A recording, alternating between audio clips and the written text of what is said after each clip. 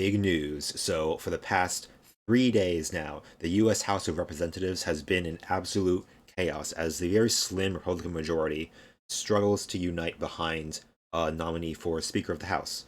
Now, the frontrunner is Kevin McCarthy, who still has 200 votes for him, but he needs 218. And a very small but very loud minority of Republicans are being just huge pains about this whole thing. Um, and there are questions as to why. Like, what do they want? It seems like the different members are motivated by different things. There are definitely some backroom deals going on to get McCarthy to make certain concessions the to the more radical right wing of the Republican Party, and I guess we'll see how that turns out. So this whole scene really goes to show just how chaotic the Republican Party is right now, just how divided they are, right? And the Republicans thought they were going to win big in the midterms, right? And they only just barely managed to take the House. Now they have like a 5 vote lead over the Democrats, so just a very slim majority. So this allows a small group of 5 or so individual Republicans to like hold up votes, right? And just freeze this whole process, which is very important because the House cannot get anything done until there is a Speaker of the House. That's the first order of business when a new Congress convenes. So there is nothing else to be done until a Speaker is elected. So this whole process is holding up everything else. So the Republican Party has always been the party of obstruction, right? But now, like like a lot of other like Republican things, like it goes too far, and the radicals they start to have a mind of their own, and they start to act on their own, and they start to like get out of control. And now the slightly less insane, terrible Republicans who created this monster, they're like, oh god, this monster has a mind of its own now. Oh god, it's gotten out of control. Because even Donald Trump said, like, oh, come on, guys, we gotta back Kevin McCarthy as Speaker of the House so we can start passing my big, beautiful agenda. So the Republican Party can start passing legislation. Yeah, even Donald Trump knows that this is just making the Republican Party look very bad and out of line and just out of order. And it's the Trump loyalists who are doing this, like Boebert or Gates. Funnily enough, Marjorie Taylor Greene is not a member of that group. She is surprisingly sensible when it came to her opinion on what was happening. But we'll get to that. So the chaos that's happening right now is a preview of all the stuff that is to come over the next 2 years. It's going to be infuriating.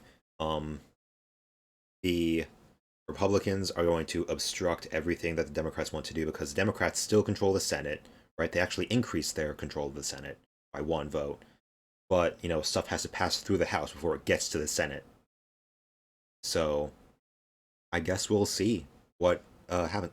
Maybe there will be just like 5 or so Republicans, like the more moderate Republicans that the Democrats can maybe pull across the aisle a little bit on some of the more like moderate stuff. Like hopefully they'll get something done. I mean, something is better than nothing. Even the stuff that Democrats would want to pass is not enough, but at least like there might be something, but who knows.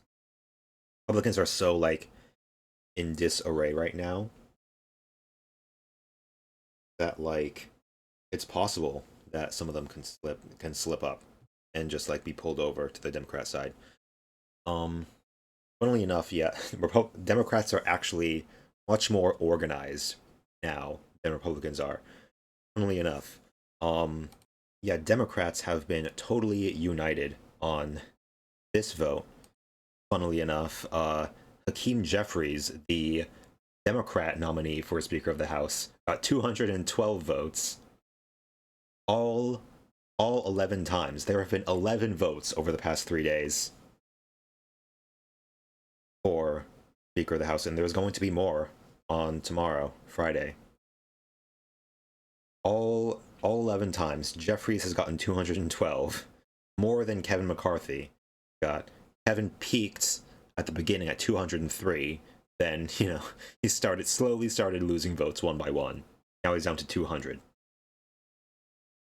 So this is showing that Democrats are in much better shape, the House Democrats are, than the House Republicans. Even though Democrats are in the minority, it's a very slight minority, and they have much better party discipline. They have much more a coherent message. Because what is the Republican message right now? The Republican mission in Congress is to be obstructionist. It's been that way ever since 2009 when Obama was elected. Mitch McConnell made it the Republican Party's mission to obstruct everything that the Democrats and Obama wanted to get done, right? So it briefly changed during the Trump era to trying to pull America back into the dark ages. But now a Democrat's back in charge and Republicans have no vision. Even under the Trump administration, Republicans didn't have much of a coherent vision for the future. Because for the previous 8 years, they were running on Obamacare. Obamacare is literally socialism.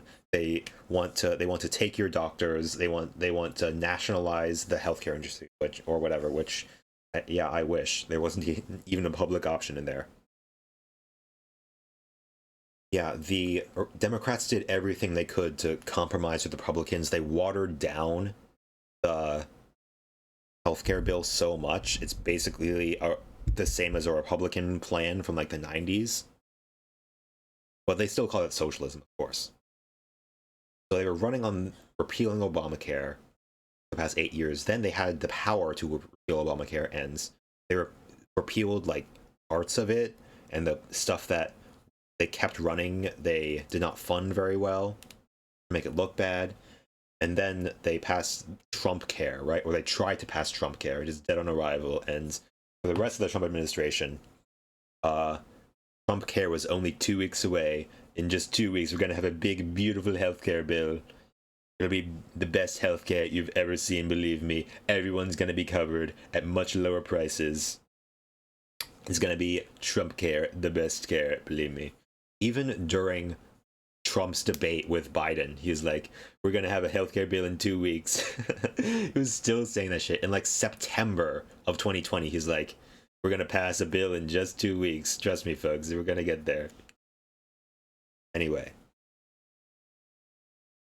Yeah, no surprise that Trump and the Republicans are just liars. They just lie about everything all the time. Because there's no reason for them not to. Right? Their constituency does not care, really, if they lie or not.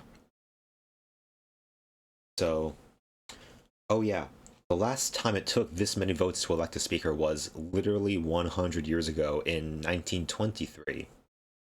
But now we've even surpassed that. It's the longest, most protracted contest since 1859 now. Since the Civil War times. Things have not been this bad since the Civil War era. And maybe we'll go over what happened in the Civil War era. I might go over what happened 100 years ago.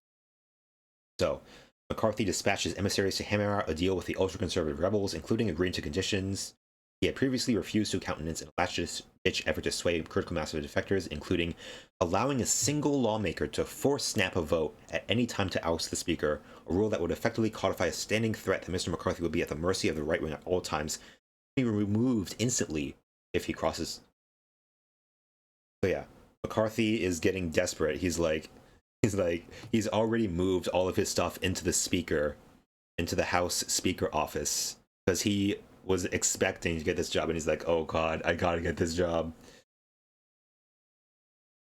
Because this is his shtick, right? He's been majority leader before. He was minority leader for like the past few years, and now Republicans have a majority again, and he's all right. Time to get back into it, but no, he can't. He's just so close, but he can't have it. So he's willing to make some sacrifices, offering terms that would erode Speaker's power. So yeah, this is a really weird rule. They said that they would change the rule so that it doesn't have to be like half of the members of the House to repeal or to oust the Speaker. It has to only be 5 members of the House, or even just one. So basically, like the Freedom Caucus or the Retard Caucus or whatever you want to call it, like Matt Gaetz, MTG, Lauren Boebert, etc. Those like the worst of the worst and their like cronies can just like at any time call for a vote if McCarthy or whoever is the speaker ever does anything that they dislike, that pisses them off. Imagine allowing a single lawmaker to force a snap vote at any time. Like any single Republican could go rogue and just do this. Wait, couldn't a Democrat do this? Couldn't this mean that like Democrats can constantly call for snap votes at any time to just hold stuff up? I mean, again, I don't think there would be any need to, because like the Dems still control the Senate, so anything that passes the House would have to be approved by the Democratic Senate. So I don't know if there's any point in Republicans trying or Democrats trying to obstruct the House. But like imagine if like Matt Gaetz has a bad day. Imagine if Matt Gaetz starts to like face some threats of like actual legal consequences for like child sex trafficking or whatever he's accused of. He just starts fucking things up on his way out. Again, like I think even a vote like this would have to be at least half of the members of the House have to vote to remove the speaker. So like I don't know if this like I don't know what the point of this rule is. Like they can just call for votes at any time, even though Kevin McCarthy, even though he does not have enough votes to win, he has a lot of votes. He's by far like the front runner. Where's the graph? So yeah, even though he's lost votes, which I think is funny, like I guess after he kept losing votes, like confidence in him started to erode, so we started losing votes here. But like he still has 200 votes, as opposed to like 20. Oh yeah, Donald, whoever this is, he started with 20, and then his votes got diminished. Then other people started voting for others. Yeah, this other category is growing. So even though McCarthy is losing confidence, he's still the front runner. He still has a broad base of support within the House. So like I don't know what the point of this is. Like unless he does something to really piss off the Republicans, it would be easier. Yeah, I don't know, because like if a majority of Republicans want to oust him as speaker, then like they would just call for a vote anyways. What's the point of one person being able to call a vote if that vote is not going to pass? It's just like a time wasting mechanic, time wasting tool to just be like annoying. I mean, that's what these people do best, is be annoying, right? Matt Gaetz, Lauren Boebert types. Surprisingly, MTG is actually supporting of McCarthy. Again, like maybe it's because she's loyal to Trump, and Trump wants McCarthy to be speaker already, so they can actually start doing stuff. But yeah. So yeah. Well, that's only one of the changes that is being suggested. So it seems like these concessions, they're saying like, okay, you can be speaker, but under our terms, right? They're going to like diminish the power of the speaker and make for an unwieldy environment in the House. Yeah, there's going to be so much chaos over the next 2 years, and it's going to be it's going to be content. It's going to be such good content. All the craziest Republicans are going to be so annoying for 2 years. Like they're stuck with this Congress for 2 years, unless like I don't know, some special election happens. Oh yeah, George Santos. What's going to happen with that guy? Is he going to like lose his job as a representative because like he lied about everything, right? That happens. So like, but he's a Republican, so if if there's a special election, it's possible that the Republicans could lose a seat if that happens. If they elected a Democrat instead to replace Santos, which would be so funny because like that means like the individual power within the party of each Republican like increases. So like Matt Gaetz, Boebert are like 1/200th more powerful and more annoying than they used to be, right? So yeah, the House would struggle to carry out its even most basic duties in the coming 2 years, such as funding the government, including the military, avoiding catastrophic federal debt default. Well, when have we ever defaulted on our debt? The debt ceiling is arbitrary, and we just choose to raise it whenever like we're about to default. It's like, oh, because like we control the market, we control like the debt market, or more or less like we yeah, we get to decide when we default on our debt, when our credit rating goes down.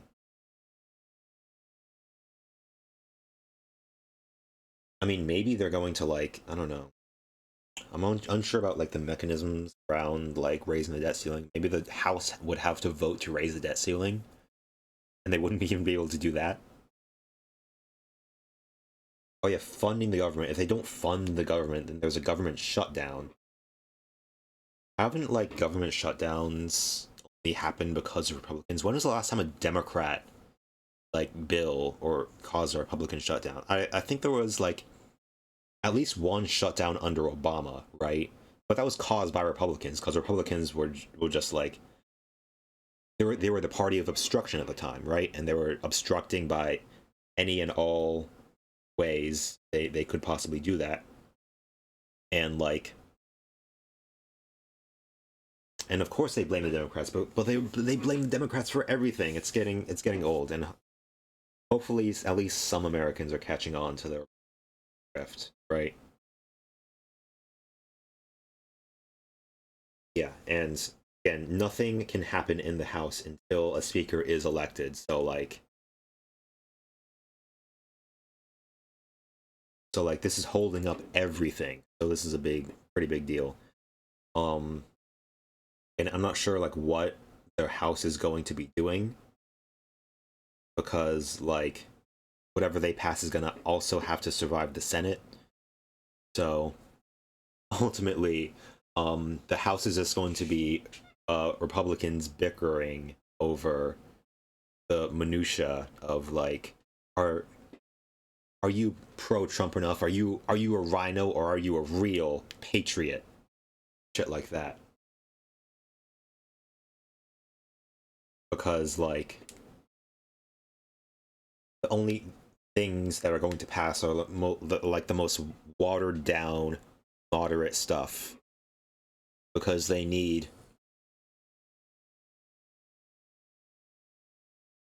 because they need Democrats to vote for it too, right?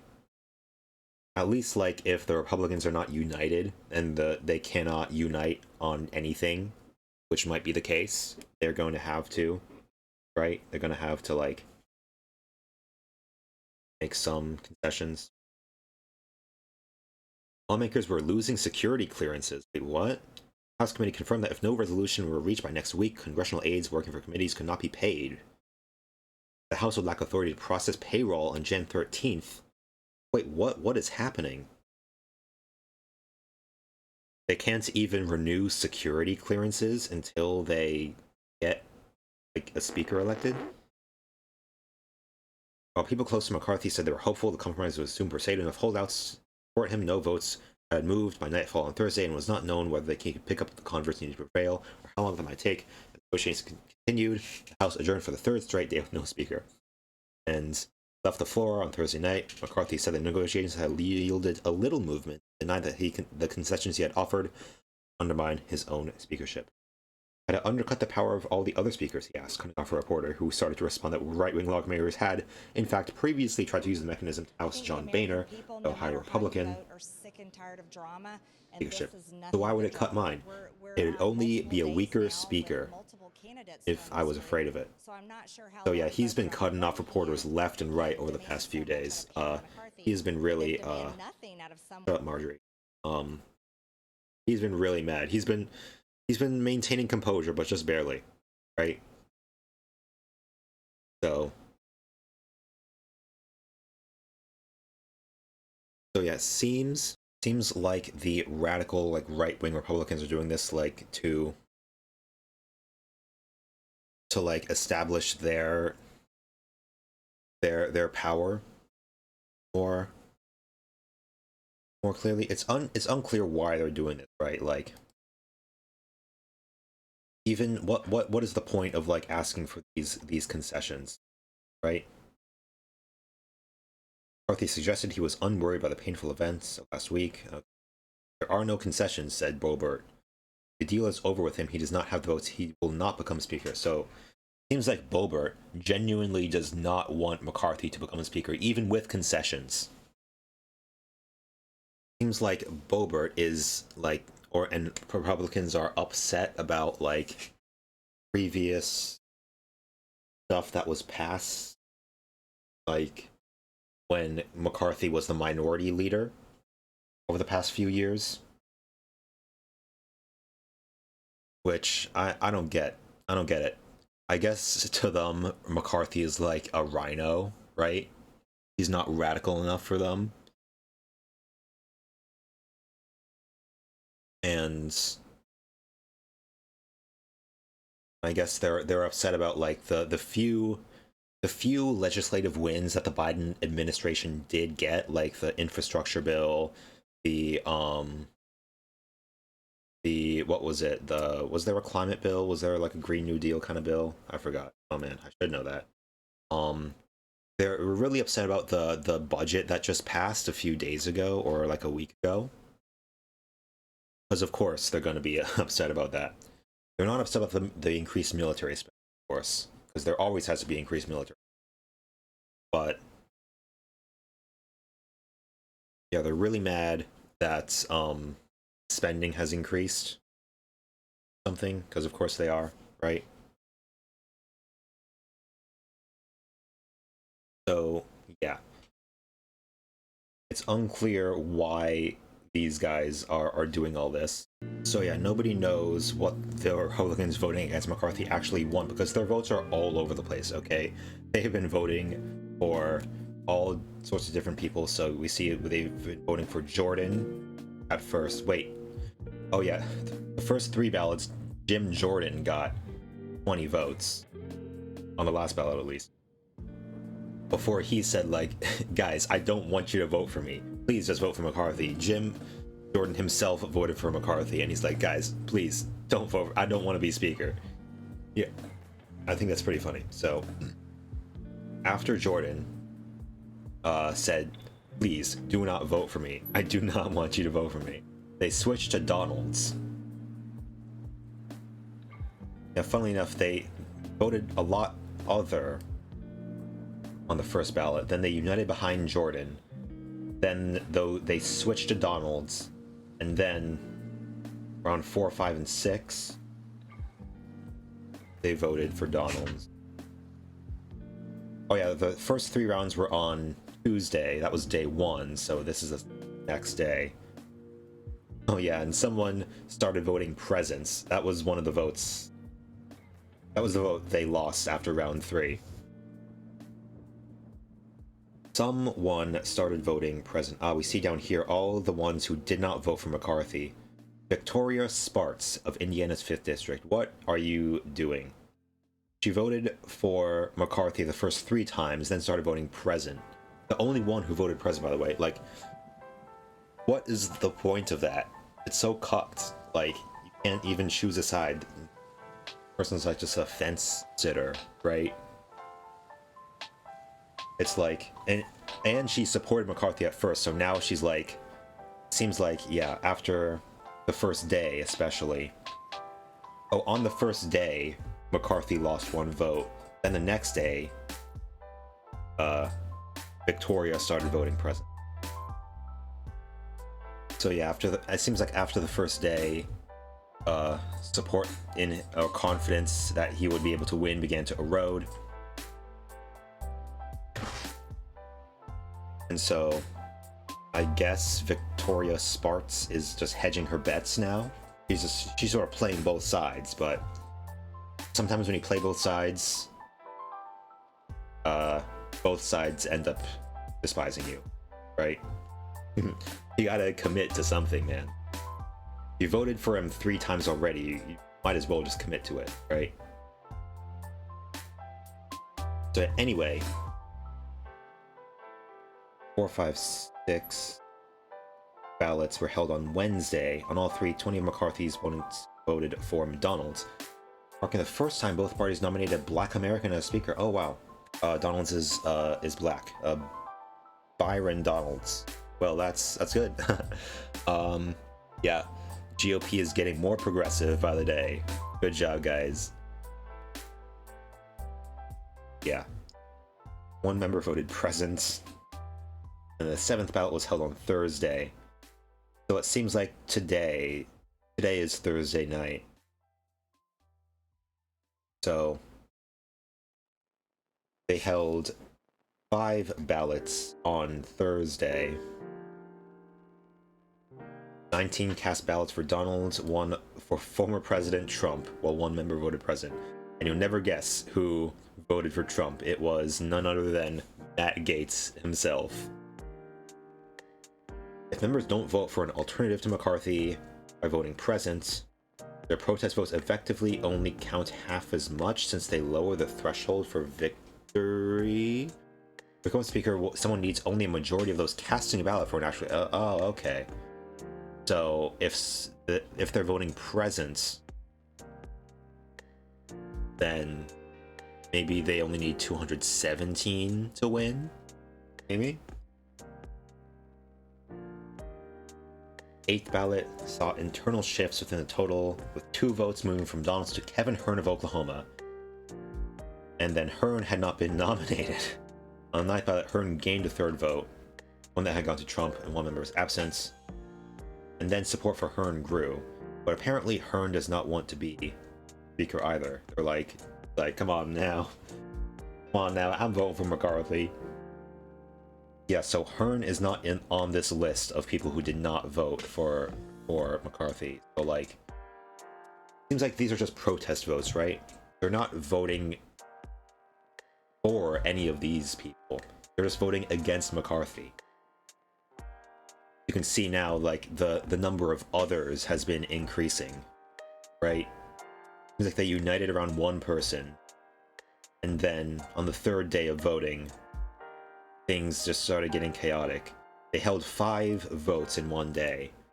Before, they only held 3 votes in a day. I wonder what's going to happen tomorrow. Will they hold, like, I don't know, like 8 or 10 votes tomorrow? I literally really look forward. Discovery Houston, press to ATO. But yeah, apparently people started voting for Trump to be speaker. Trump as speaker would be hilarious, right? Can we see where Matt Gaetz is at? Gaetz voted for Biggs, then Jordan during the next two. Yeah, I don't know who. Yeah, Matt Gaetz is very juvenile, very immature, so seems like he might just be lashing out at whoever.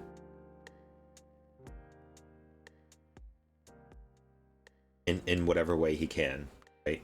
Voted for Donalds on 3 ballots, then he voted on Thursday for Trump twice, for Hearn twice, and then Trump again. What is the thought process that goes behind this? He voted for Trump, and then he's like, no, I changed my minds. I want this guy. But no, I change it back. Now I want Trump. He's the only guy who voted Trump. So, like, it's literally just like writing in, like, I don't know, Bernie Sanders for the presidential election. It literally is just a meaningless, like, protest vote. I don't know. He was the first one to come out against McCarthy hard long before the House GOP conference chose McCarthy as the leader, nominee for speaker. He said before the conference vote, I'm not voting for McCarthy. I'm not voting for him tomorrow or ever. Asked Gaetz whether there was any concession that would change his mind. He reportedly responded with a flat no. No mega law.